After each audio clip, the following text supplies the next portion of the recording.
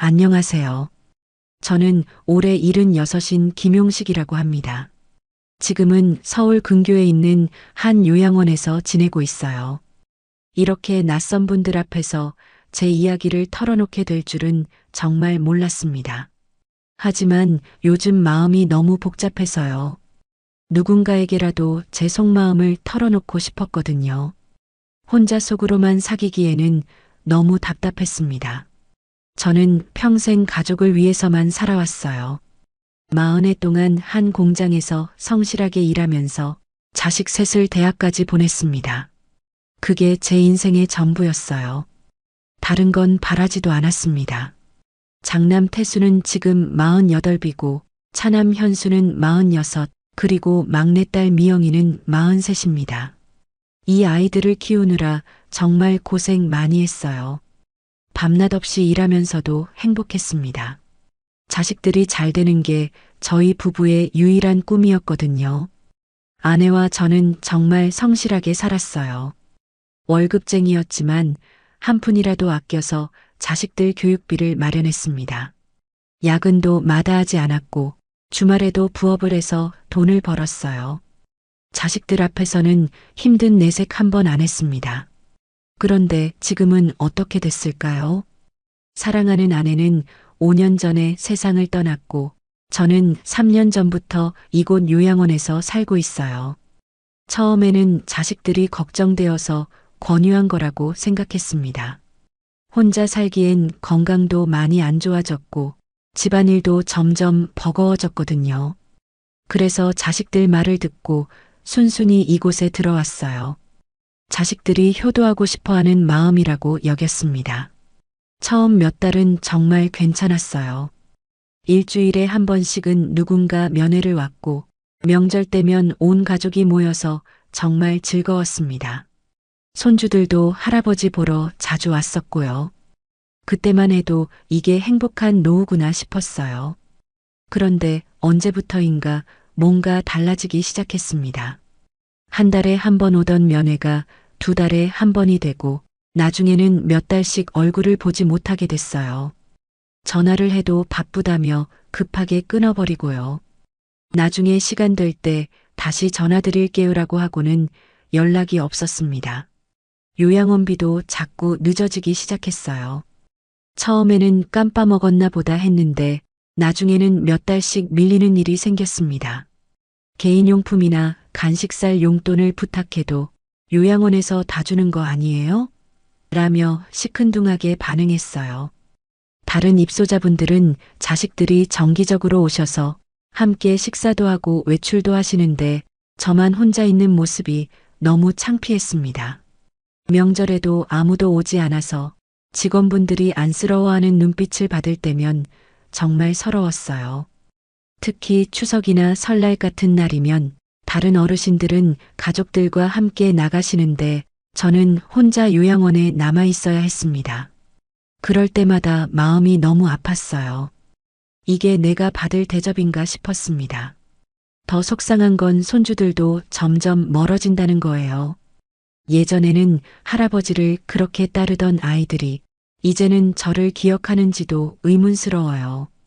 한 번은 우연히 장남네 집 앞에서 손자를 봤는데 저를 알아보지도 못하더라고요. 그러다가 몇 달 전에는 정말 믿기 힘든 일이 벌어졌어요. 그 일을 겪고 나서 저는 어떤 결심을 하게 됐습니다. 더 이상 참을 수 없었거든요.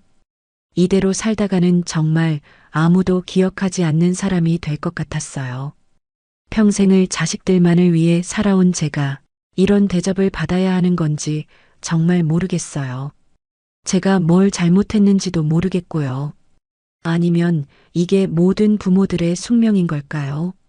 밤에 혼자 누워있을 때면 자꾸 눈물이 나요. 이런 외로움이 이렇게 아픈 줄 몰랐습니다.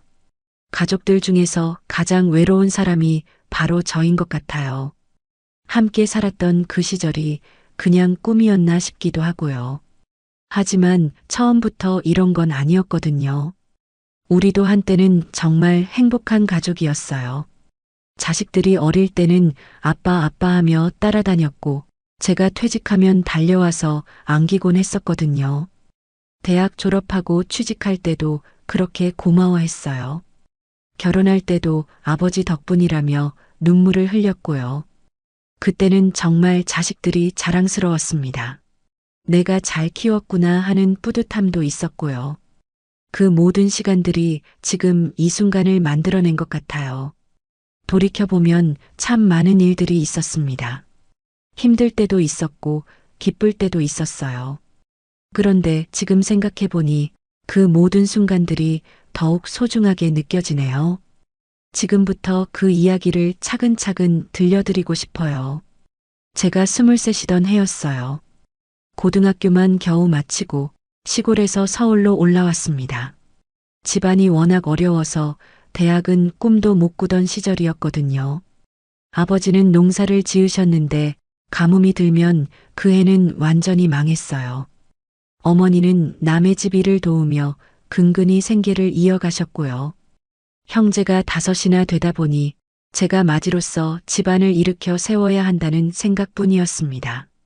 서울 변두리에 있는 작은 공장에 취직했을 때 정말 세상을 다 얻은 기분이었어요. 비록 기계 조작하는 단순한 일이었지만 매달 받는 월급 봉투가 그렇게 소중할 수가 없었습니다. 이제 가족을 책임질 수 있겠구나 싶었어요. 그때 제 꿈은 단순했습니다. 작은 집이라도 하나 장만해서 따뜻한 가정을 꾸리는 것이었어요. 아이들에게는 제가 못 받은 교육을 시켜주고 부모님께는 편안한 노후를 드리고 싶었습니다. 그런 저에게 천사 같은 사람이 나타났어요. 바로 제 아내였습니다. 같은 동네에 살던 순이었는데 정말 마음씨가 착하고 예쁜 여자였어요. 처음 만났을 때부터 저 사람과 결혼하고 싶다 생각했습니다. 순이도 집안이 어려웠어요. 그래서인지 저를 이해해주고 응원해줬습니다. 같이 열심히 살아요라고 말하던 그 모습을 지금도 선명하게 기억하고 있어요. 그렇게 사귄 지 2년 만에 결혼했습니다. 신혼집은 월세 15만 원짜리 원룸이었어요. 부엌과 화장실도 공동으로 써야 하는 곳이었지만 저희에게는 궁전 같았습니다. 언젠가는 큰 집에서 살자며 서로 격려했어요. 그때가 정말 행복했습니다. 결혼하고 1년 뒤에 태수가 태어났어요. 처음 울음소리를 들었을 때의 그 감동을 어떻게 말로 표현할 수 있을까요? 내 아들이다. 내가 지켜야 할 가족이다 하는 책임감이 밀려왔습니다. 그날부터 저는 정말 달라졌어요. 더 열심히 일했습니다. 잔업이 있으면 무조건 신청했고 휴일 근무도 마다하지 않았어요. 공장장님께서 김용식 씨만큼 성실한 사람 없다고 칭찬하실 정도였습니다. 월급이 조금이라도 더 나오는 일이면 뭐든지 했어요. 퇴근 후에는 신문 배달도 했습니다. 새벽 4시에 일어나서 동네 곳곳에 신문을 돌리고 그 다음에 공장으로 출근했어요. 토요일 저녁에는 화물차 상하차 일도 했고요. 하루에 서너 시간밖에 못 자는 날이 태반이었습니다. 순이는 한 번도 힘들다는 소리 안 했어요. 오히려 고생하는 당신이 고맙다며 격려해줬습니다. 아침에 일찍 나가는 제게 김밥을 싸주고 밤늦게 들어오면 따뜻한 밥을 차려줬어요. 그런 아내가 있어서 견딜 수 있었습니다. 태수가 2살 때 현수가 태어났고 현수가 3살 때 미영이가 태어났어요. 아이들이 하나씩 늘어날 때마다 제 어깨는 더 무거워졌지만 더 든든해졌습니다. 이 아이들을 잘 키워야겠다는 각오가 생겼어요. 그 무렵 조금 더 큰 집으로 이사했습니다. 방 2개에 부엌이 딸린 연립주택이었어요. 아이들이 뛰어놀 수 있는 작은 마당도 있었고요. 비록 전세금을 빌려서 들어간 집이었지만 가족들이 함께 웃으며 살 수 있는 공간이 있다는 게 행복했습니다. 그때부터 본격적으로 저축을 시작했어요. 아이들 교육비를 위해서였습니다. 매달 월급에서 생활비를 빼고 남은 돈은 모두 저금 통장에 넣었어요. 가끔 가족끼리 치킨이라도 시켜 먹고 싶었지만 나중에 아이들 대학 보낼 돈이라고 생각하며 참았습니다. 공장에서도 점점 인정받기 시작했어요. 일을 워낙 성실하게 하다 보니 반장으로 승진도 하고 월급도 조금씩 올랐습니다. 신입사원들에게 기계 조작법을 가르치는 일도 맡게 됐고요. 김 반장님 따라가면 틀림없다는 소리를 들을 때면 정말 뿌듯했어요. 아이들이 초등학교에 들어갈 무렵 더 좋은 환경에서 키우고 싶어서 또 이사했습니다. 이번에는 아파트였어요. 32평짜리 작은 아파트였지만 저희 가족에게는 꿈의 집이었습니다. 아이들도 우리 집이 가장 좋다며 좋아했어요. 태수가 중학교에 들어가면서부터 교육비가 본격적으로 들어가기 시작했습니다. 학원비, 교재비, 준비물비까지 한 달에 드는 돈이 만만치 않았어요. 하지만 공부 잘하는 아들이라는 소리를 들을 때면 모든 고생이 보람으로 바뀌었습니다. 현수와 미영이도 연달아 중학교, 고등학교에 진학했어요. 셋이 동시에 학원에 다니니 한 달 교육비만 제 월급의 절반이 넘었습니다. 그래도 아이들이 공부하겠다고 하는데 어떻게 막을 수 있겠어요. 더 열심히 일할 수밖에 없었습니다. 그때 정말 고생스럽긴 했지만 아이들과 함께하는 시간은 정말 소중했어요. 저녁에 함께 식탁에 앉아 하루 있었던 일을 나누고 주말에는 가까운 공원에 놀러 가기도 했습니다. 아이들이 아빠 사랑해요라고 말할 때면 세상 모든 피로가 사라지는 것 같았어요. 태수가 고등학교 3학년이 되던 해 대학 진학 문제로 가족회의를 했습니다. 등록금이 너무 비싸서 어려울 것 같다고 조심스럽게 말했는데 태수가 아빠 걱정하지 마세요. 장학금 받을 수 있도록 열심히 할게요라고 하더라고요. 그 말에 눈물이 핑 돌았습니다. 결국 태수 대학 등록금 마련을 위해 제가 저녁 시간에 택시 운전을 시작했어요. 공장에서 오후 6시에 퇴근하고 7시부터 새벽 2시까지 택시를 몰았습니다. 주말에도 쉬지 않고 택시에 매달렸어요. 체력적으로는 힘들었지만 아들을 위한 일이니까 견딜 수 있었습니다. 태수가 대학에 합격했을 때의 기쁨을 지금도 잊을 수가 없어요. 합격 통지서를 받아든 아들이 저에게 달려와 아빠 덕분이에요라며 울먹이던 모습이 생생합니다. 고생한 보람이 있구나 싶었어요.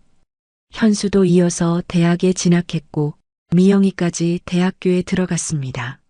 세 아이 모두 서울 시내 괜찮은 대학에 보낸 것만으로도 제 인생은 성공한 거라고 생각했어요. 가난해도 자식 교육만큼은 제대로 시켰다는 자부심이 있었습니다. 아이들이 대학 다니는 4년 동안 정말 온 가족이 합심해서 살았어요. 순이는 집 근처 식당에서 설거지 일을 시작했고 저는 택시 운전을 계속했습니다. 힘들었지만 가족이 함께 목표를 향해 달려가는 느낌이 좋았어요. 그러던 중 현수가 사업을 하고 싶다고 했습니다. 친구와 함께 작은 식당을 차리겠다는 거였어요. 사업 자금이 3천만 원 정도 필요하다고 하더라고요. 그때 저희 집을 담보로 대출을 받아서 현수를 도와줬습니다. 아버지, 정말 고맙습니다. 꼭 성공해서 갚겠어요 라고 하던 현수의 모습이 기억나요. 비록 위험한 일이긴 했지만 아들이 하고 싶어 하는 일을 막을 수는 없었어요. 젊을 때 한 번쯤 도전해 봐야지라고 생각했습니다. 미영이가 결혼할 때도 그랬어요. 예식 비용과 혼수 준비하느라 그동안 모아둔 적금을 모두 해약했습니다. 딸 결혼은 아버지가 해줘야 하는 거 아니냐고 생각했어요. 빚을 져서라도 미영이에게 부족함 없이 해주고 싶었습니다. 그렇게 아이들이 모두 제자리를 잡아가고 저도 정년퇴직을 앞두게 됐어요. 40년 동안 한 직장에서 성실하게 일한 것에 대해 동료들과 사장님께서 많이 치하해 주셨습니다. 김용식 씨 같은 사람이 있어서 우리 회사가 발전할 수 있었다는 말씀도 들었어요. 퇴직하고 처음 몇 년은 정말 행복했습니다. 아이들이 모두 안정된 직장에 다니고 있었고 손주들도 하나둘씩 태어났어요. 태순의 아들 준호, 현순의 딸 지은이, 미영이네 아들 민수까지 손주 셋이 할아버지를 졸졸 따라다니는 모습이 그렇게 사랑스러울 수가 없었습니다. 명절 때면 온 가족이 모여서 정말 즐거웠어요. 제가 직접 차례상을 차리고 아이들과 손주들이 둘러앉아 함께 식사하는 시간이 최고였습니다. 이게 바로 내가 꿈꿔왔던 가족의 모습이구나 싶었어요. 손주들이 할아버지, 용돈 주세요라며 애교를 부릴 때면 주머니에 있는 돈을 다 줘도 아깝지 않았습니다. 아이들이 공부 잘했다고 자랑할 때면 역시 우리 집안 피를 물려받았구나라며 뿌듯해했어요. 그때는 정말 행복했습니다. 평생 고생한 보람이 있다는 생각이 들었어요. 순이와 함께 우리 참 복 많이 받았다고 이야기하곤 했습니다. 그런 날들이 계속될 줄만 알았어요. 추석이나 설날 같은 명절이면 미리 한 달 전부터 준비를 시작했어요. 온 가족이 모여서 함께 먹을 음식을 장만하고 손주들에게 줄 세뱃돈도 미리 준비해뒀습니다. 순이와 저는 그런 시간이 가장 행복했어요. 손주들이 어릴 때는 정말 할아버지 바라기였거든요. 준호는 제가 퇴근하면 현관문 앞에서 기다리고 있었고, 지은이는 할아버지 무릎에 앉아서 책을 읽어달라고 했어요. 민수는 아직 말도 제대로 못할 때인데 제 얼굴만 보면 웃으며 팔을 벌렸습니다. 그때 정말 이래서 사는 거구나 싶었어요. 아이들 키우느라 고생했던 모든 시간이 손주들의 웃음소리 하나로 다 보상받는 기분이었습니다. 할아버지는 세상에서 가장 좋은 할아버지라는 말을 들을 때면 가슴이 뭉클했어요. 태수는 회사에서 인정받는 직원이 됐고, 현수는 식당 사업이 안정궤도에 올라서 두 번째 매장까지 열었어요. 미영이는 좋은 남편을 만나서 행복한 가정을 꾸리고 있었습니다. 제가 바라던 모든 것이 이뤄진 셈이었어요. 가끔 순이와 저는 밤에 차 한잔하며 이야기했어요. 여보, 우리 정말 잘 살았지요? 그러게요. 아이들도 다 잘 되고 손주들도 건강하고 그런 대화를 나누는 것만으로도 충분히 행복했습니다. 그때는 이 행복이 영원할 줄 알았어요. 가족들과 함께 늙어가며 손주들이 자라는 모습을 지켜보고 언젠가는 증손자까지 볼 수 있을 거라고 생각했습니다. 평생 꿈꿔왔던 그 모든 것들이 현실이 된 것 같았거든요. 특히 일요일 오후가 정말 좋았어요. 온 가족이 거실에 모여서 텔레비전을 보거나 손주들과 함께 바둑이나 장기를 두기도 했습니다. 그런 평범한 일상이 저에게는 가장 소중한 시간이었어요. 이런 게 진짜 행복이구나 하는 생각이 들었습니다. 순이가 차려주는 정성스러운 밥상 앞에서 가족들이 둘러앉아 웃으며 이야기 나누는 모습을 보면 내가 평생 바라던 게 바로 이거였구나 싶었어요.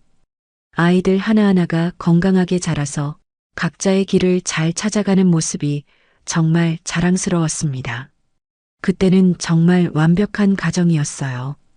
서로를 아끼고 사랑하며 어려운 일이 있으면 온 가족이 힘을 합쳐 해결했습니다.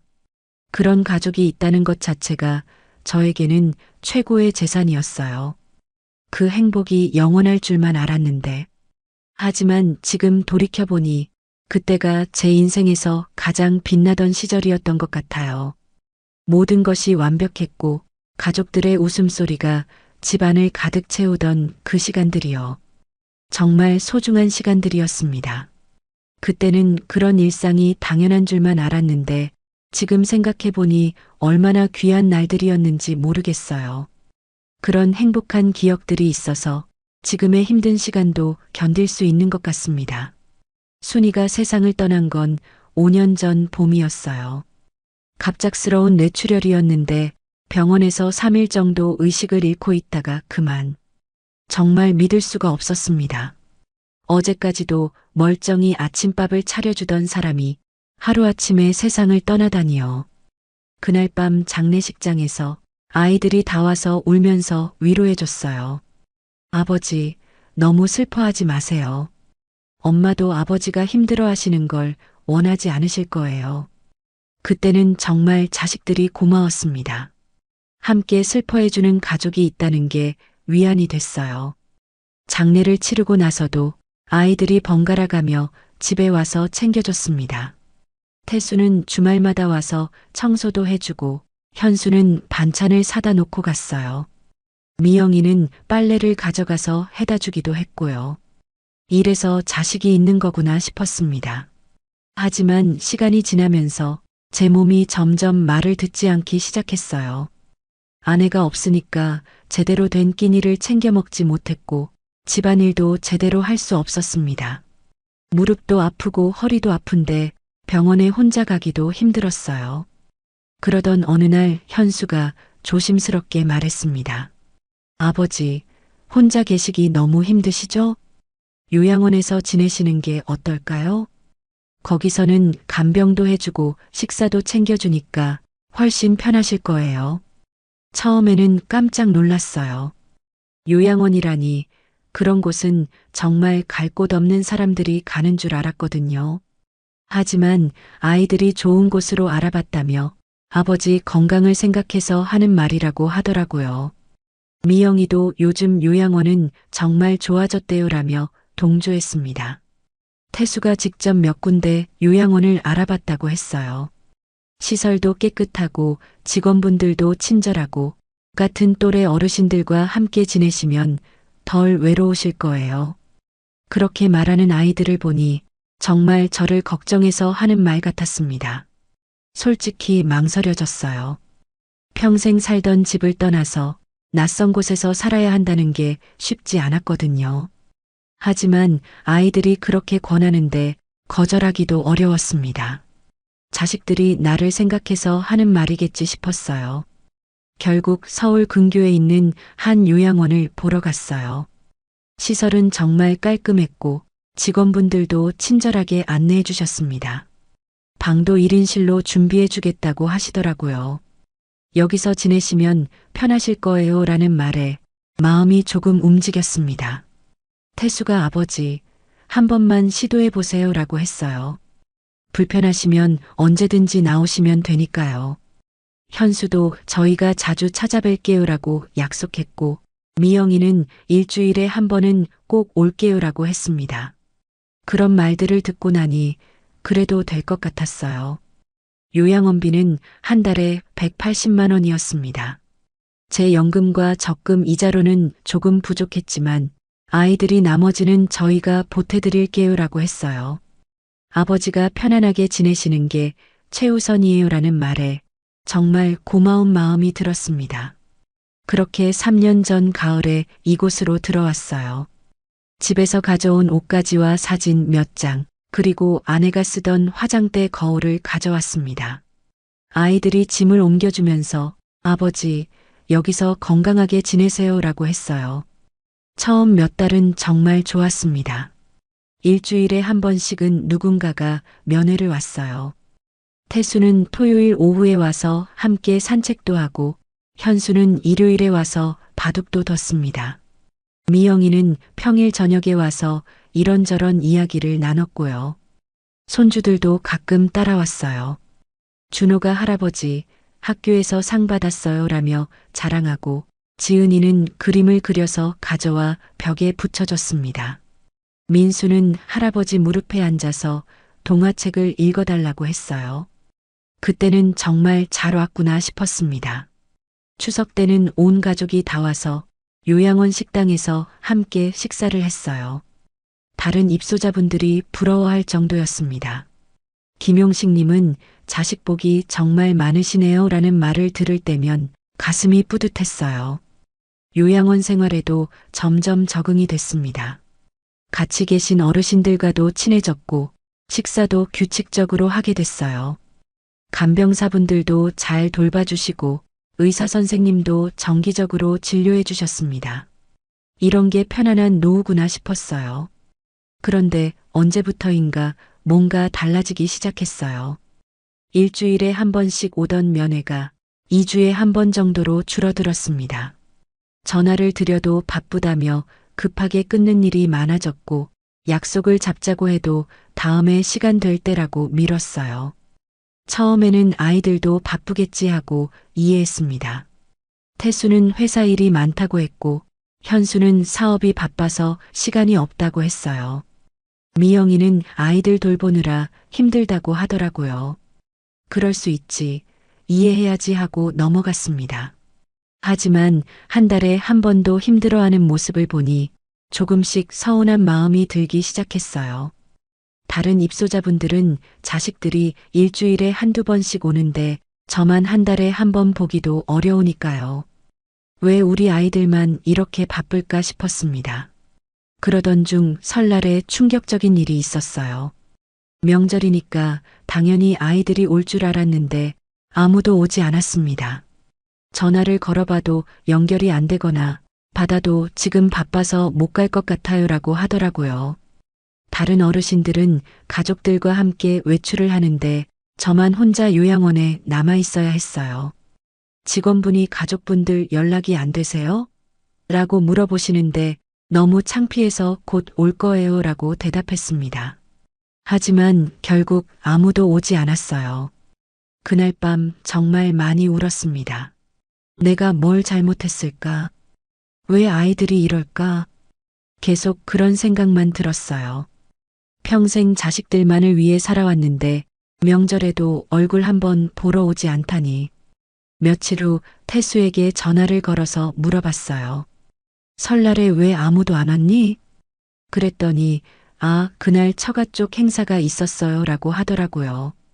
그런 거면 미리 연락이라도 주지라고 했더니 죄송해요, 깜빡했어요 라며 대수롭지 않게 넘어갔습니다. 현수에게도 물어봤더니 그날 장인어른 칠순이었어요 라고 하더라고요. 미영이는 남편 가족들과 모임이 있었어요 라고 했고요. 모두 각자 변명은 있었지만 왜 아버지보다 다른 사람들이 우선인지 이해할 수 없었어요. 그 후로 면회는 더욱 뜸해졌습니다. 2달에 한 번, 3달에 한 번. 어떨 때는 반년 가까이 얼굴을 못 보기도 했어요. 전화를 해도 받지 않거나 받아도 바빠서 못 갈 것 같아요라는 말만 반복했습니다. 더 속상한 건 손주들과도 점점 멀어진다는 거였어요. 예전에는 그렇게 할아버지를 찾던 아이들이 이제는 제 목소리조차 잊어버린 것 같았습니다. 전화를 걸어서 준호야, 할아버지야 라고 하면 누구세요? 라고 물어보는 소리를 들을 때의 그 마음. 지은이에게 할아버지 보고 싶다고 말하면 엄마가 바쁘다고 했어요 라고 하더라고요. 민수는 아예 전화를 받지도 않았습니다. 손주들마저 저를 잊어가는 것 같아서 정말 마음이 아팠어요. 그러던 중에 더 큰 문제가 생겼습니다. 요양원비가 제때 입금되지 않기 시작한 거예요. 원래는 매월 25일에 들어와야 하는데 한 달씩 늦어지는 일이 생겼습니다. 요양원에서 연락이 와서 알게 됐어요. 태수에게 전화를 걸어서 물어봤더니 깜빡했네요. 바로 입금하겠습니다 라고 하더라고요. 하지만 그 다음 달에도 또 늦었어요. 회사 일이 바빠서 깜빡했어요 라는 변명만 반복했습니다. 현수와 미영이에게도 말해봤지만 서로 책임을 떠넘기기만 했어요. 형이 담당하기로 했잖아요. 아니에요. 우리끼리 나눠서 하기로 했는데요. 그런 말들을 들으니 정말 화가 났습니다. 요양원 원장님께서 저를 불러서 가족분들께 연락이 잘 안 되네요 라고 하셨어요. 요양비가 3개월째 밀리고 있는데 이런 식으로는 곤란합니다라는 말씀을 들을 때 정말 땅에 구멍이라도 있으면 들어가고 싶었어요. 그래서 아이들을 따로 불러서 이야기했습니다. 요양비 문제로 원장님께서 걱정하신다고 하니 태수가 아버지, 요즘 경기가 안 좋아서요라고 하더라고요. 회사에서도 월급이 줄었고 아이들 교육비도 많이 들어가요.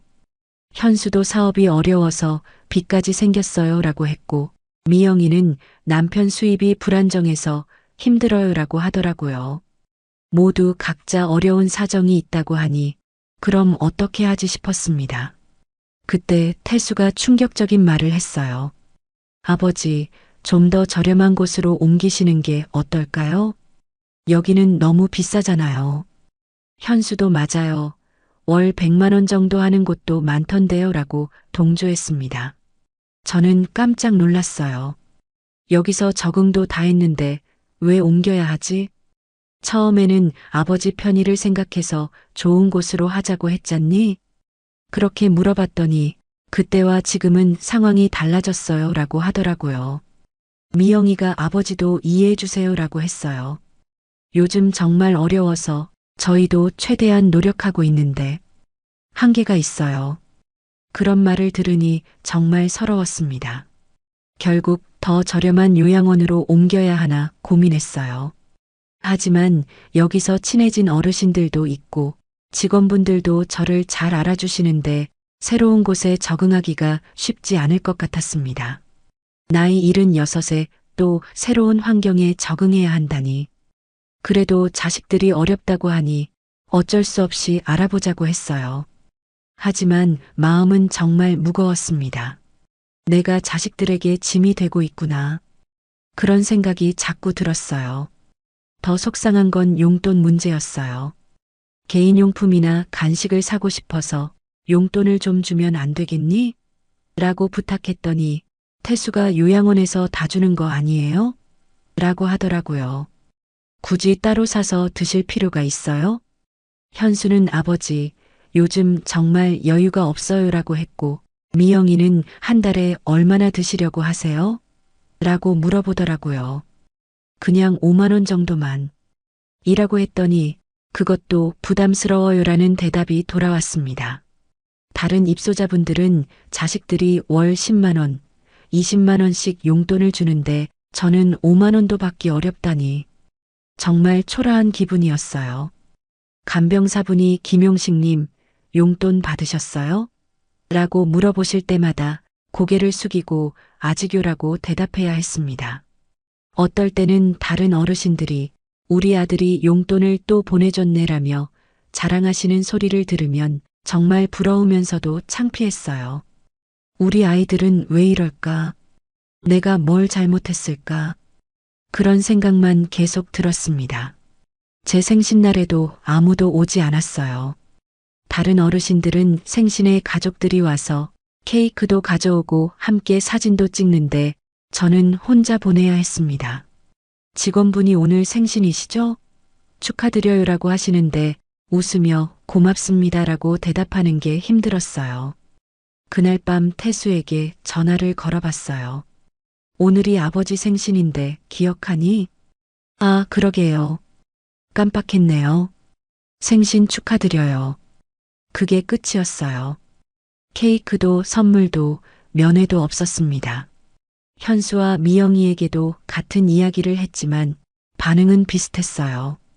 아, 죄송해요. 바빠서 깜빡했어요. 다음에는 꼭 챙겨드릴게요. 하지만 그 다음은 언제까지 기다려야 하는지. 요양원에서 하는 행사에도 가족들이 오지 않았어요. 어버이날 행사, 추석 행사, 송년회. 다른 어르신들은 자식들과 함께 참석하시는데 저는 혼자 앉아 있어야 했습니다. 그럴 때마다 우리 가족은 어디 있을까 하는 생각이 들었어요. 전화를 걸어도 받지 않는 일이 많아졌어요. 받아도 지금 바빠서 나중에 다시 전화드릴게요라고 하고는 정말 나중에 전화가 오는 경우는 거의 없었습니다. 아이들이 나를 피하는 건 아닐까? 그런 의심이 들기 시작했어요. 어떨 때는 요양원에서 잘 지내고 계시죠? 라고 물어보면 네, 잘 지내요라고 대답하는데 정작 어떻게 지내는지는 관심이 없는 것 같았어요. 건강은 어떠세요? 식사는 잘하세요? 그런 구체적인 질문은 하지 않았습니다. 병원에 가야 할 일이 생겼을 때도 그랬어요. 혈압이 높아져서 큰 병원에서 검사를 받아야 했는데 보호자가 함께 가야 한다고 하더라고요. 아이들에게 연락했지만 바빠서 못 갈 것 같아요라는 대답만 돌아왔습니다. 결국 요양원 직원분이 함께 가주셨어요. 다른 환자들은 가족들이 옆에서 걱정스럽게 지켜보는데 저는 직원분과 함께 앉아 있으니 정말 쓸쓸했습니다. 이게 내 현실이구나 싶었어요. 검사 결과를 듣고 나서도 아이들에게 전화로만 알려줄 수밖에 없었어요. 큰 문제는 없지만 약을 꾸준히 드셔야 해요라고 했더니 다행이네요. 약값은 요양원에서 처리되는 거죠? 라고 물어보더라고요. 제 건강보다는 돈 걱정을 먼저 하는 것 같아서 서러웠습니다. 그러면서도 저는 계속 아이들을 이해하려고 노력했어요. 아이들도 각자 생활이 있으니까, 요즘 세상이 어려우니까, 나도 젊었을 때는 부모님께 소홀했을 수도 있고, 그렇게 자위하며 참으려고 했습니다. 다른 입소자분들과 이야기를 나누면서도 우리 아이들은 바빠서 자주 못 와요라고 변명했어요. 하지만 마음만은 늘 챙기고 있어요라고 말하면서도 속으로는 정말 그런지 확신이 서지 않았습니다. 밤에 혼자 누워 있을 때면 자꾸 눈물이 났어요. 내가 뭘 잘못했을까? 왜 아이들이 이렇게 변했을까? 평생 저 아이들만을 위해 살았는데 그런 생각들이 머릿속을 맴돌았습니다. 가끔은 차라리 혼자 집에서 지낼 걸 그랬나 하는 후회도 들었어요. 적어도 집에 있을 때는 이렇게 노골적으로 무관심을 느끼지는 않았거든요. 요양원에 와서 오히려 더 외로워진 것 같았습니다. 아내가 살아있을 때가 그리웠어요. 그때는 아이들이 연락도 자주 하고 집에도 자주 놀러 왔었는데 아내가 없어지니까 저에 대한 관심도 함께 사라진 것 같았습니다. 순이야, 당신이 있을 때가 좋았어 하며 중얼거렸어요. 그래도 가끔은 희망을 가져봤습니다. 아이들도 언젠가는 정신을 차리겠지. 지금은 바쁘지만 나중에는 달라질 거야. 내가 너무 성급하게 생각하는 건 아닐까? 그런 식으로 마음을 달래려고 했어요. 하지만 시간이 갈수록 아이들의 무관심은 더욱 심해졌습니다. 전화도 점점 뜸해지고 면회는 거의 오지 않게 됐어요. 요양비도 계속 밀리고 용돈은 꿈도 꿀 수 없는 상황이 됐습니다. 이게 정말 내가 바라던 노후일까? 평생 고생해서 키운 자식들에게 받는 대접이 이런 건가? 그런 생각들이 점점 더 자주 들었어요. 하지만 그래도 참고 견뎌야 한다고 생각했습니다. 아직은 더 나쁜 일이 생기지 않기를 바라면서요. 그러던 중 정말 심각한 일이 벌어졌어요. 요양비가 6개월째 밀리게 된 거예요. 원장님께서 직접 저를 부르셔서 김용식님, 이제는 정말 곤란합니다라고 하셨어요. 이런 식으로는 더 이상 모실 수가 없어요. 그 말을 들을 때 정말 하늘이 무너지는 것 같았습니다. 여기서 쫓겨나면 저는 어디로 가야 하는 거죠? 가족분들께 꼭 연락해서 해결해 주세요라고 하시는데 목소리가 떨려서 대답도 제대로 못했어요. 태수에게 급하게 전화를 걸었습니다. 태수야, 요양원에서 나가라고 해. 요양비가 너무 밀려서. 그랬더니 한숨을 크게 쉬더라고요. 아, 정말 골치 아프네. 골치 아프다고? 제가 깜짝 놀라서 물어봤어요. 태수야, 이게 골치 아픈 일이니? 아버지가 갈 곳이 없어지는 건데. 그랬더니 알겠어요. 알겠다고요라며 짜증을 내더라고요. 현수에게도 전화했지만 반응은 마찬가지였어요. 아버지, 정말 힘들어요. 사업이 안 되어서 빚쟁이들이 매일 찾아와요. 지금 요양비 낼 여유가 정말 없어요. 그런 말을 들으니 답답하기만 했습니다. 미영이는 아예 전화를 받지 않았어요. 하루 종일 계속 걸어봤는데 지금 통화할 수 없는 상황입니다라는 음성만 나왔어요. 나중에 문자로 바빠서 못 받았어요 라고 왔지만 전화를 다시 걸어봐도 똑같았습니다. 일주일이 지나도 아무 연락이 없었어요. 원장님께서 다시 저를 부르셔서 가족분들과 연락이 되셨나요? 라고 물어보셨는데 조금만 더 기다려주세요 라고 말씀드리는 게 전부였어요. 그런데 원장님 표정이 정말 심각했어요. 김용식님, 죄송하지만 이번 달 말까지 밀린 요양비를 정리하지 못하시면 다른 곳을 알아보셔야 할 것 같습니다. 그 말에 정말 절망적이었어요. 밤에 혼자 누워서 생각해 봤어요. 내가 여기서 쫓겨나면 어디로 가지? 다른 요양원에서 받아줄까? 혼자 살 수도 없는 몸인데. 그런 생각들이 머릿속을 맴돌았습니다. 다음 날 태수에게 다시 전화했어요. 태수야, 아버지 정말 갈 곳이 없어진다. 이번 달 말까지 해결 안 되면 나가야 해. 그랬더니, 아, 알겠어요라고 하면서도 별로 심각하게 받아들이지 않는 것 같았어요. 태수야, 아버지가 길거리에 나앉게 생겼는데 그래도 괜찮겠니? 이렇게까지 말했는데도 그런 일은 없을 거예요라고 대수롭지 않게 답했어요. 정말 답답했습니다. 그러던 중에 개인용품도 떨어져 갔어요. 칫솔, 치약, 비누 같은 기본적인 것들이 다 없어졌는데 자식들에게 부탁하기가 너무 눈치 보였어요. 이미 요양비도 못 내는 상황에 이런 것까지 달라고 하기가 미안했거든요. 결국 다른 입소자분께 부탁해서 칫솔 하나를 얻어 썼어요. 치약은 직원분이 개인적으로 주신 걸 썼고요. 나이 76에 이런 신세가 될 줄은 몰랐습니다. 정말 초라하고 비참했어요. 어떤 날은 속옷도 갈아입을 게 없었어요. 빨래를 해도 마를 때까지 기다려야 하니까 하루 종일 같은 옷을 입고 있어야 했습니다. 다른 어르신들은 자식들이 가져다 주는 새 옷을 입는데 저는 몇 년 전 가져온 옷만 계속 입고 있었어요. 간식도 문제였어요. 다른 분들은 자식들이 과일이나 과자를 가져다 주는데 저는 그런 걸 먹어본 지가 언제인지 모르겠어요. 가끔 다른 어르신이 나눠주시는 걸 얻어먹을 때면 고맙습니다라고 말하면서도 마음이 아팠어요. 병원에 가야 할 일도 생겼어요. 당뇨 수치가 높아져서 정밀 검사를 받아야 했는데 보호자가 함께 가야 한다고 하더라고요. 아이들에게 연락했지만 아무도 나서지 않았어요. 태수는 회사에서 중요한 회의가 있어요라고 했고 현수는 그날 거래처 미팅이 있어요라고 했어요. 미영이는 아예 전화를 받지 않았고요.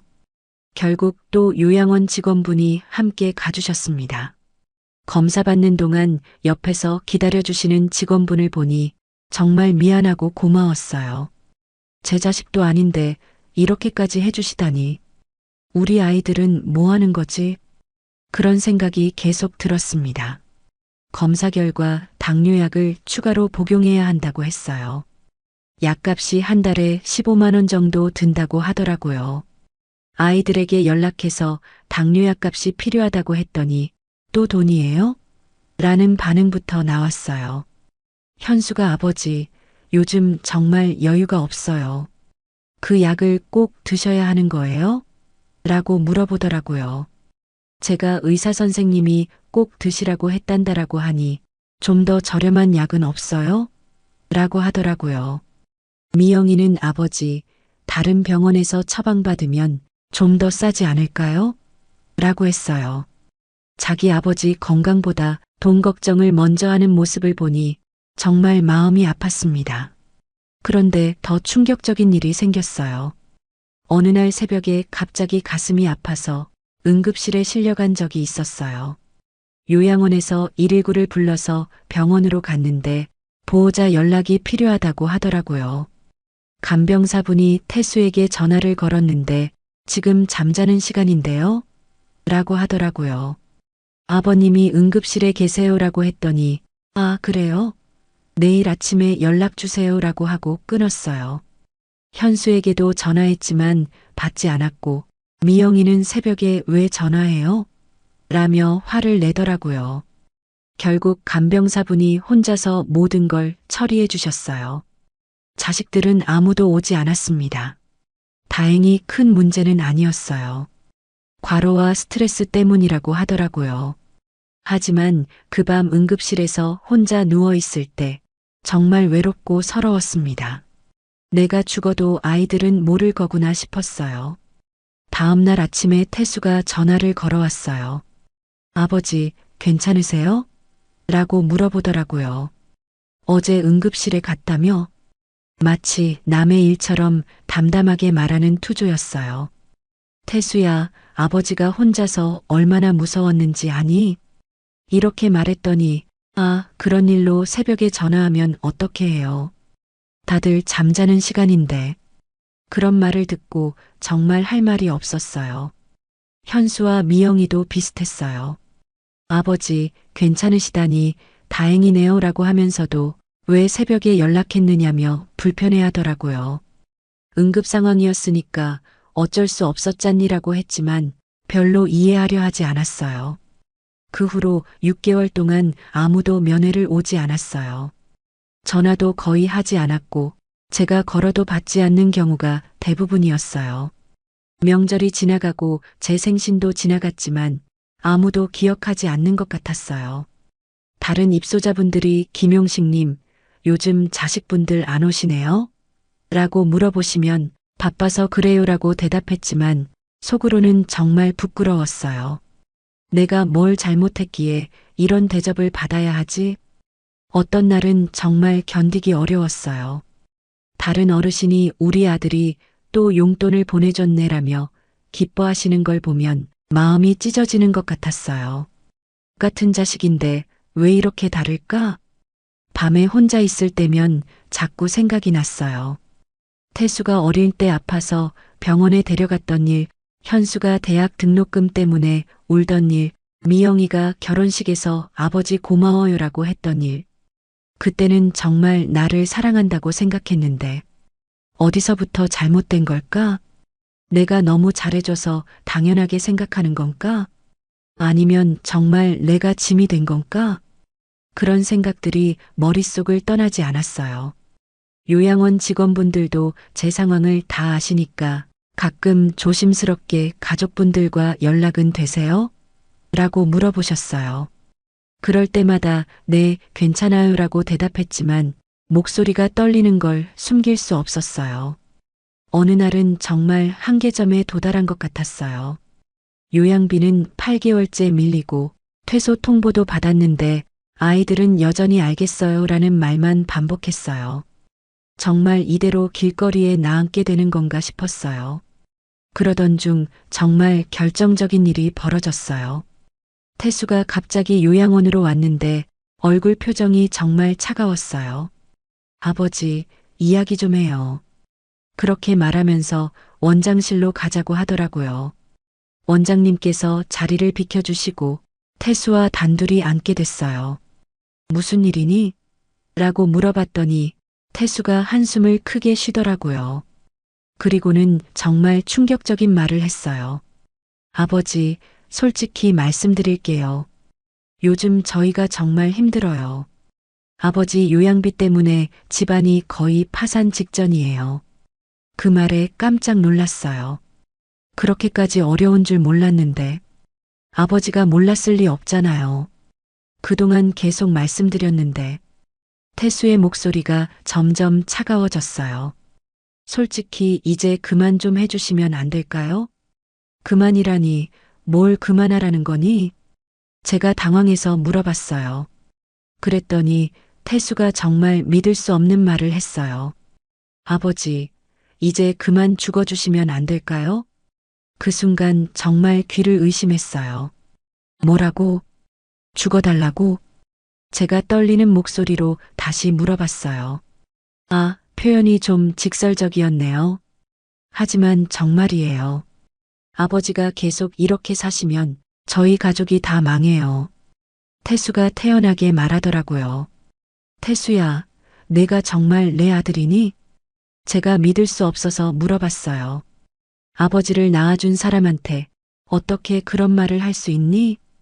감정적으로 생각하지 마세요. 현실적으로 계산해 보세요. 아버지 요양비로 한 달에 180만 원, 약값에 용돈까지 하면 월 200만 원 넘게 들어가요. 저희가 그 돈을 어디서 마련해요? 태수는 계산기까지 꺼내서 보여줬어요. 1년이면 2,400만 원이에요. 10년이면 2억 4천만 원이고요. 아버지가 90살까지 사신다고 하면 앞으로 3억 원 넘게 들어가요. 돈, 돈, 돈. 내 머릿속에는 돈밖에 없니? 제가 화가 나서 소리쳤어요. 내 아버지를 돈으로 계산하니? 아버지야말로 현실을 보세요. 저희도 살아야 해요. 애들 교육비도 내야 하고 집 대출금도 갚아야 하고 아버지 때문에 저희가 다 망하면 어떻게 해요? 그때 태수가 한 말이 정말 충격적이었어요. 솔직히 말하면 아버지는 이제 짐덩어리예요. 돈만 드는 짐덩어리. 그 말을 들을 때 정말 하늘이 무너지는 것 같았어요. 짐덩어리? 내가 짐덩어리라고? 제가 떨리는 목소리로 물어봤어요. 평생 너희들을 위해 살아온 내가? 그건 과거 일이잖아요. 지금은 아버지가 저희에게 도움이 되는 게 없어요. 오히려 계속 돈만 들어가고 태수의 말이 마치 칼로 가슴을 찌르는 것 같았어요. 그럼 나보고 어떻게 하라는 거니? 제가 절망적인 마음으로 물어봤어요. 혼자 죽으라는 거니? 꼭 그런 건 아니고요. 좀 더 저렴한 곳으로 가시면 안 될까요? 아니면 집에서 혼자 지내시든지. 태수가 서슴없이 말하더라고요. 집에서 혼자? 내가 지금 몸이 어떤 상태인데? 혼자 살 수 있는 몸이니? 제가 따져 물었어요. 그건 아버지가 알아서 하셔야죠. 저희는 이제 더 이상 도울 수 없어요. 그렇게 말하고는 일어서려고 하더라고요. 태수야, 잠깐만. 제가 붙잡으며 말했어요. 내가 어릴 때를 기억하니? 아버지가 너를 위해 얼마나 많은 걸 했는지.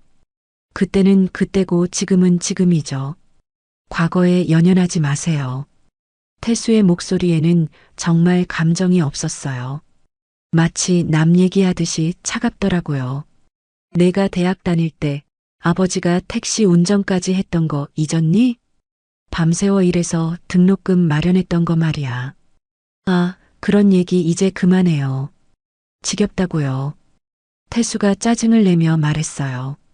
과거 얘기해봤자 현실은 안 바뀌어요. 그때 정말 모든 게 무너지는 것 같았어요. 내가 정말 내 아들이니? 내가 어떻게 키웠기에 이런 인간이 됐니? 그런 말이 목구멍까지 올라왔지만 차마 하지는 못했어요. 태수가 일어서면서 마지막으로 한 말이 정말 잊을 수 없어요. 아버지, 이제 정말 알아서 하세요.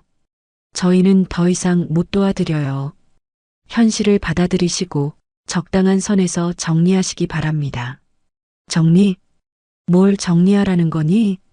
제가 물어봤지만 태수는 대답하지 않고 나가버렸어요. 그날 밤 정말 많이 울었어요. 평생 자식들만을 위해 살아온 제가 짐덩어리라는 말을 들을 줄이야. 죽어달라는 말을 들을 줄이야. 정말 꿈에도 생각 못했어요. 내가 뭘 잘못했을까? 어디서부터 잘못된 걸까?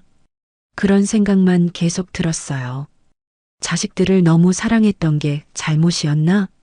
너무 잘해준 게 잘못이었나? 그 다음 날부터 정말 달라졌어요. 아이들에게 전화를 걸어도 아무도 받지 않았고 문자를 보내도 답이 없었어요. 완전히 연락을 끊어버린 것 같았어요. 며칠 후 요양원에서 정말 퇴소 통보가 왔어요. 이번 주 안에 나가셔야 합니다. 그 말을 들을 때 정말 막막했어요. 갈 곳도 없고 의지할 사람도 없고 그때 처음으로 복수라는 생각이 들었어요. 이 아이들에게 보여줘야겠다. 나를 이렇게 대한 걸 후회하게 만들어야겠다. 그런 마음이 생겼습니다. 마침 요양원 앞 편의점에서 로또를 팔더라고요. 이거라도 사보자. 혹시 운이 좋으면. 그런 생각으로 처음 로또를 샀어요. 복수할 힘이 생기기를 바라면서요. 그렇게 일주일 정도 로또를 사다가 정말 믿기 힘든 일이 벌어졌어요. 토요일 저녁 로또 추첨 방송을 보는데 제가 산 번호가 하나씩 맞아떨어지는 거예요. 처음에는 설마 했는데 6번째 번호까지 똑같더라고요. 손이 떨려서 로또 용지를 제대로 잡을 수도 없었어요. 이게 정말 맞나? 내가 잘못 본 건 아닐까? 몇 번을 다시 확인해 봤는데 틀림없이 1등이었습니다. 그 순간 정말 어지러워서 의자에 주저앉았어요. 당첨금이 20억 원이라고 나오더라고요. 20. 제가 평생 벌어본 돈보다 훨씬 많은 돈이었어요. 이게 현실인가? 꿈은 아닐까? 계속 뺨을 때려봤지만 아팠어요. 그날 밤 한잠도 못 잤습니다. 어떻게 해야 할지 몰라서 계속 뒤척였어요. 자식들에게 말해야 하나? 아니면 혼자만 알고 있어야 하나? 그런 생각들이 머릿속을 맴돌았습니다. 월요일 아침에 로또 판매점에 가서 정말 당첨됐는지 다시 확인해 봤어요. 사장님이 기계에 넣어 보시더니 어머, 정말 1등이네요. 라고 소리치셨어요. 축하드립니다. 그때 정말 실감이 났어요. 내가 정말 20억을 갖게 됐구나. 이제 아무에게도 구걸하지 않아도 되겠구나. 그런 생각이 들면서 갑자기 가슴이 시원해졌어요. 하지만 바로 자식들에게 말하고 싶지는 않았어요. 얘들이 돈 냄새를 맡으면 갑자기 태도가 바뀔 거야. 그 전에 내가 할 일이 있어. 그런 생각이 들었습니다. 며칠 후 같은 요양원에 계신 박할아버지와 이야기를 나눴어요. 박할아버지도 저와 비슷한 처지셨거든요. 아들 둘이 있는데 벌써 2년째 면회 한 번 안 왔다고 하시더라고요. 용식이 형, 우리가 뭘 잘못했을까요? 박할아버지가 한숨을 쉬며 말씀하셨어요. 평생 자식들만 생각하며 살았는데 이게 받을 대접인가 싶어요. 그때 옆에 계시던 이 할머니도 끼어드셨어요. 저도 마찬가지예요. 딸 셋을 키웠는데 명절에도 아무도 안 와요. 전화해도 바쁘다고만 하고 김할아버지는 더 심했어요. 제 아들은 요양비도 3개월째 안 내고 있어요. 원장님께서 나가라고 하시는데 갈 곳이 없어서 버티고 있습니다. 그분들 이야기를 들으니 제가 혼자만 이런 게 아니구나 싶었어요. 우리나라에 저 같은 어르신들이 얼마나 많을까 하는 생각도 들었고요. 형님들, 만약에 돈이 많다면 어떻게 하고 싶으세요? 제가 조심스럽게 물어봤어요. 박할아버지가 당연히 자식들을 혼내주고 싶죠라고 하시더라고요. 이 할머니는 저는 우리 같은 어르신들을 도와주고 싶어요라고 하셨어요. 돈이 없어서 제대로 된 요양원에 못 가시는 분들, 병원비가 없어서 치료 못 받으시는 분들. 그 말을 듣고 번개를 맞은 것 같았어요. 맞다, 바로 그거야. 내가 받은 이 돈으로 우리 같은 어르신들을 도와야겠어. 그런 생각이 확고해졌습니다. 다음 날 변호사 사무실을 찾아갔어요. 택시를 타고 가면서도 떨렸어요. 재단을 만들 수 있을까? 복잡하지는 않을까? 걱정이 됐거든요. 변호사님께서 제 얘기를 들어보시더니 정말 훌륭한 뜻이시네요 라고 하셨어요. 재단 설립은 충분히 가능합니다. 서류 작업은 저희가 도와드리겠습니다. 재단 이름을 뭘로 할지 고민했어요. 처음에는 김용식 재단으로 하려다가 따뜻한 효도 재단으로 정했습니다. 진짜 효도가 뭔지 보여주자는 뜻이었어요. 재단의 목적도 구체적으로 정했습니다. 자식들에게 버림받은 어르신들의 요양원비 지원, 병원비가 없어서 치료 못 받는 어르신들 도움, 외로운 어르신들을 위한 문화 프로그램 운영. 생각만 해도 가슴이 뛰었어요. 변호사님이 보통 이런 재단은 5억 정도면 충분한데 20억은 정말 큰 규모네요 라고 하시더라고요. 전국에 있는 어르신들을 도우실 수 있을 거예요. 서류 작업을 하면서도 흥미진진했어요. 이제 정말 시작이구나. 내가 받은 상처를 다른 어르신들은 받지 않게 해주자. 그런 마음으로 가득했습니다. 그런데 일주일 후에 갑자기 태수가 요양원에 왔어요. 얼굴에 웃음을 띠고 있더라고요. 지난번에 짐덩어리라고 했던 그 사람이 맞나 싶을 정도로 갑자기 친근하게 굴었어요. 아버지, 요즘 어떻게 지내세요? 태수가 다정하게 물어보더라고요. 오랜만에 왔네. 제가 차갑게 대답했어요. 아, 그동안 너무 바빠서요. 오늘은 시간을 내서 왔어요. 태수가 웃으면서 말했어요. 아버지, 혹시 요즘 뭔가 좋은 일 있으셨어요? 좋은 일? 제가 의아해서 물어봤어요. 무슨 소리니? 아니에요. 그냥 표정이 좀 밝아 보이셔서요.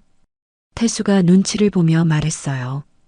혹시 로또 같은 거 사세요? 그 순간 알았어요.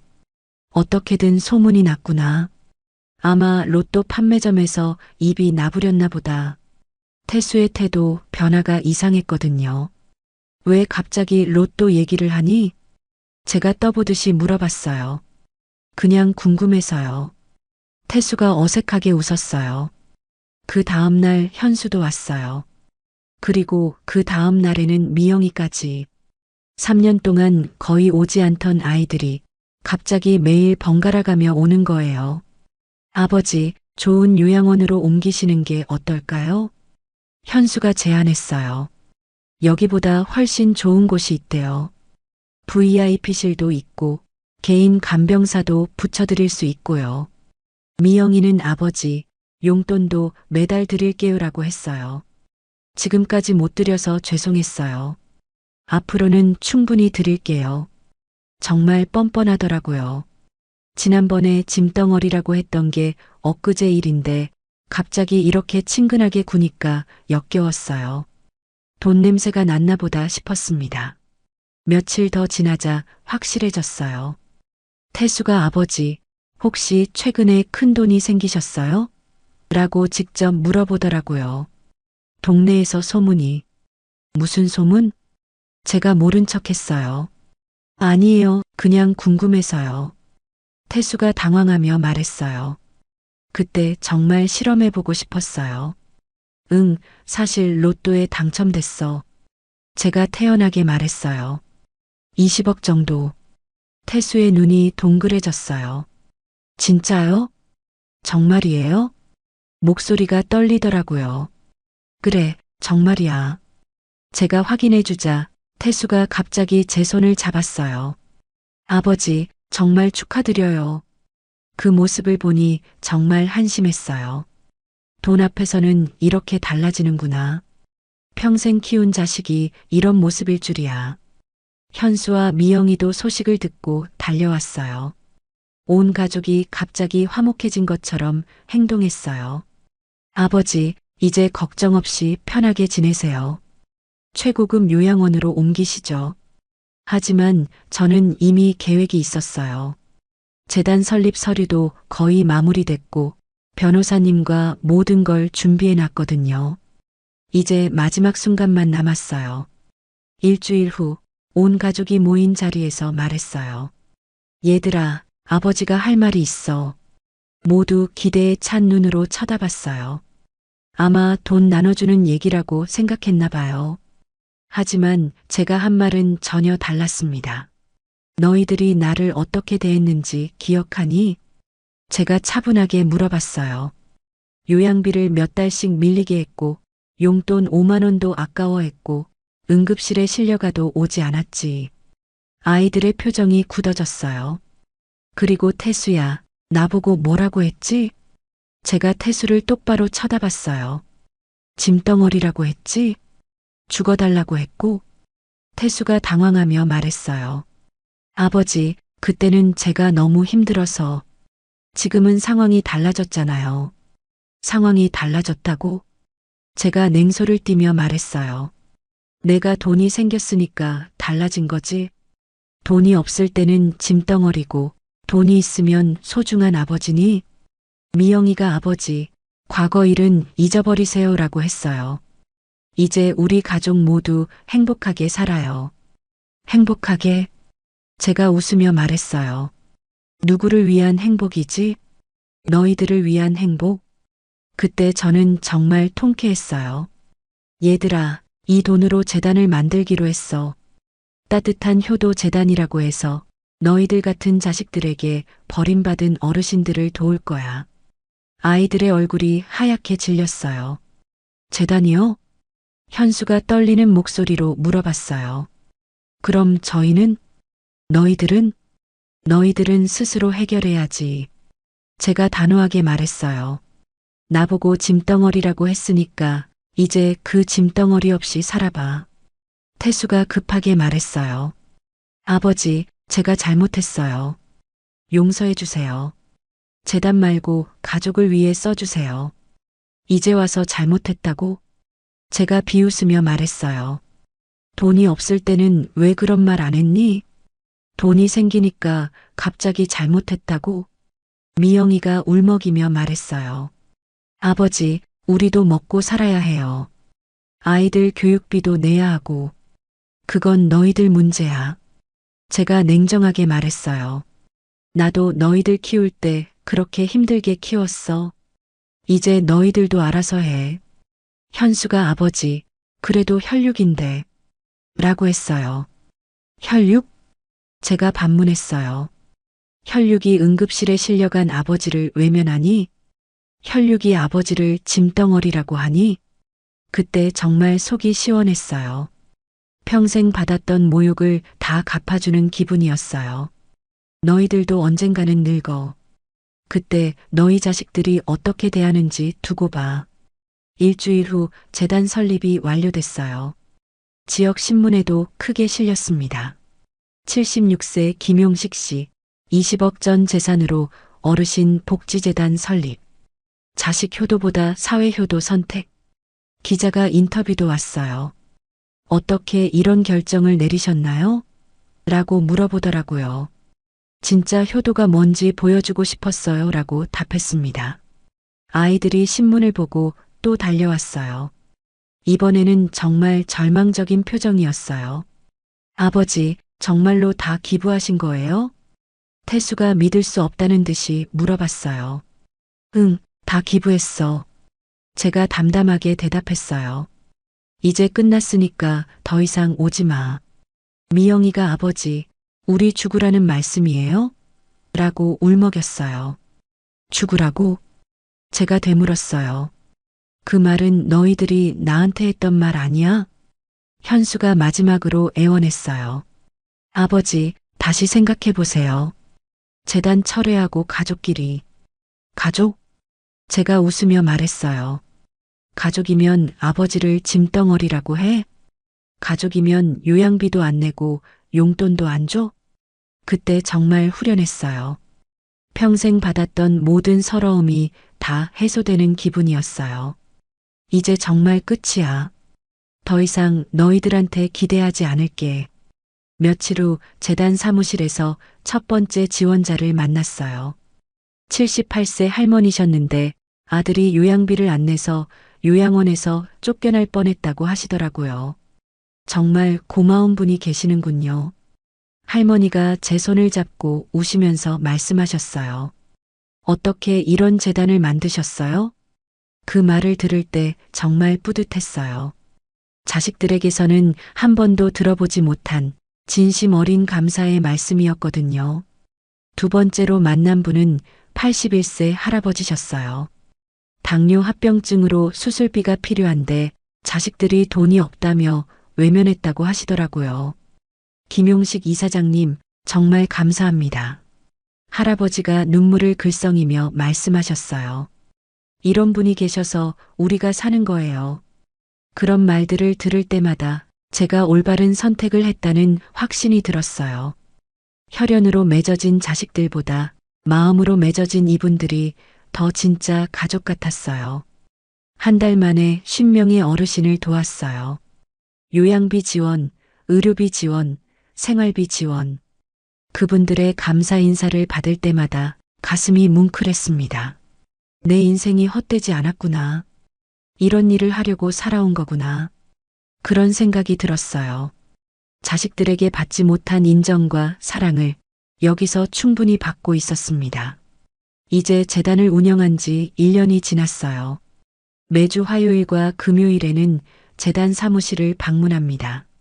직원분들과 함께 지원 현황을 점검하고 새로운 신청서들을 검토해요. 요즘에는 전국에서 도움 요청이 들어와서 정말 바쁘지만 행복한 나날들입니다. 지금까지 500명이 넘는 어르신들을 도왔어요. 매달 감사 편지가 수십 통씩 도착해요. 덕분에 치료받을 수 있었습니다. 좋은 요양원에서 편안하게 지내고 있어요. 정말 고마운 분을 만났습니다. 라는 말씀들을 들을 때마다 가슴이 벅차오릅니다. 어제도 부산에서 편지가 왔어요. 82세 할머니가 쓰신 건데 아들에게 버림받아서 월세방에서 혼자 지내셨다가 재단 지원으로 깨끗한 요양원에 들어가셨다고 하시더라고요. 김용식 이사장님 덕분에 새 인생을 살고 있어요 라는 말씀에 하루 종일 기분이 좋았습니다. 재단 활동이 언론에도 계속 소개되고 있어요. 지난달에는 KBS에서 다큐멘터리로 제작해서 방송했고 이번 주에는 조선일보에서 일면 기사로 다뤘습니다. 효도 재단으로 시작된 어르신 돌봄 열풍이라는 제목이었어요. 덕분에 다른 분들도 용기를 얻고 계신 것 같아요. 경기도에 사시는 70대 할아버지가 저희 재단을 보고 감명받아서 본인도 작은 재단을 만드셨다고 연락이 왔어요.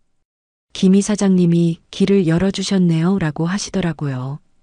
국회에서도 관심을 보이고 있어요. 어르신 방치 문제에 대한 법안을 만들고 있다며 자문을 요청해 왔습니다. 따뜻한 효도 재단의 사례를 참고하고 싶다고 하시더라고요. 제가 개인적으로 시작한 일이 이렇게 사회 전체의 변화를 이끌어내다니 신기해요. 그런데 한 달 전쯤 태수가 다시 찾아왔어요. 정말 오랜만이었는데 예전과는 완전히 다른 모습이었어요. 머리를 숙이고 조심스럽게 말하더라고요. 아버지, 정말 죄송합니다. 눈물을 글썽이며 진심으로 사과했어요. 제가 얼마나 잘못했는지 이제야 깨달았어요. TV에서 아버지 인터뷰를 보고 정말 부끄러웠습니다. 현수와 미영이도 함께 왔어요. 셋 다 많이 야위어 보였어요. 아버지가 이렇게 훌륭한 분이신 줄 몰랐어요 라며 진심으로 반성하는 모습이었습니다. 이제 와서 후회해도 늦었어. 제가 담담하게 말했어요. 너희들이 나를 어떻게 대했는지 다 기억하고 있어. 태수가 아버지, 한 번만 기회를 주세요 라고 했어요. 앞으로는 정말 달라지겠어요. 진짜 효도하겠어요. 하지만 저는 이미 마음을 정했어요. 효도는 강요하는 게 아니야. 마음에서 우러나야 하는 거고, 너희들은 이미 그 마음을 잃어버렸어.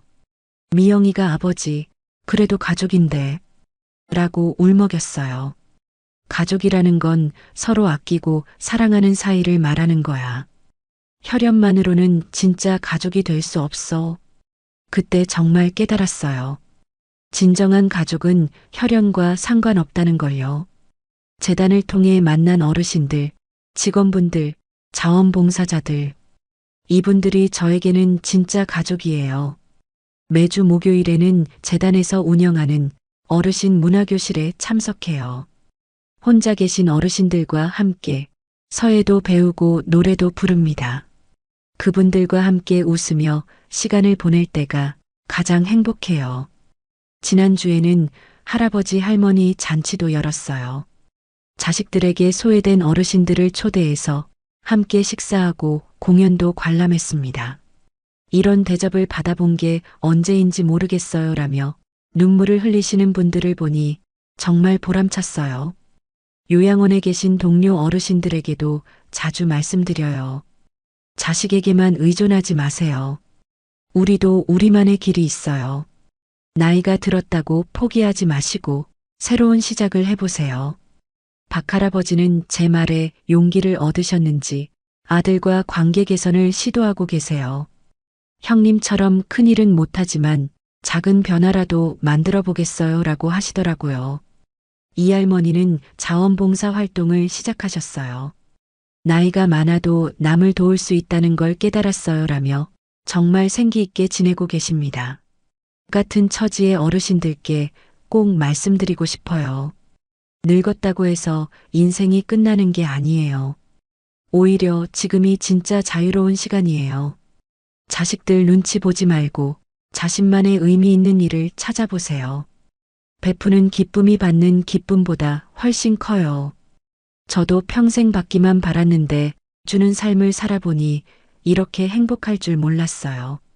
남은 인생을 의미 있게 보내는 것, 그게 진정한 승리예요. 지난주 재단 1주년 기념식이 있었어요.